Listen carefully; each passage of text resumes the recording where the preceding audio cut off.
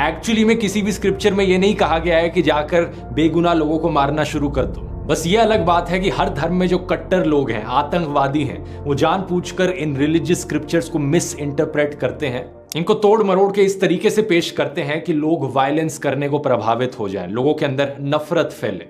हमारे देश में हमें ऐसे महान इस्लामिक स्कॉलर्स देखने को मिलते हैं जैसे कि वहीदुद्दीन खान, जिन्हें पद्म विभूषण का अवार्ड दिया गया इंडियन सरकार के द्वारा साल 2021 में। ये कहते हैं कि Islam is the religion of peace and tolerance. इसी मैसेज को लोगों तक पहुंचाते हैं। और दूसरी तरफ लोग हैं जैसे कि आतंकवादी ओसामा बिन लादेन, जो लोगों का ब्रेन वॉश करते हैं ये कहकर कि इस्लाम में मारना सिखाया जाता है। सिमिलरली हिंदू धर्म को अगर आप सही स्कॉलर से सीखोगे तो आप प्यार और मोहब्बत की बातें सीखोगे, लेकिन अगर कट्टर लोगों की बातों में आए तो वो इन्हीं गीता के श्लोक्स को ऐसे तोड़ मरोड़ के पेश करेंगे कि आप हथियार उठाने पर मजबूर हो जाओ। कहीं नहीं लिखा हुआ है धर्म हिंसा तथैव च, और इससे आपके रोंगटे भी खड़े हो जाने चाहिए कि ये कौन सी सेंट्रलाइज्ड कॉन्स्पिरेसी यूनिट है जो इतनी बड़ी बड़ी साजिशें करती है कि जो बात धर्म ग्रंथ में लिखी भी नहीं हुई है उसको संस्कृत में लिख करके उसको चारों तरफ व्हाट्सएप से और दूसरे जरियों से फैला देती है।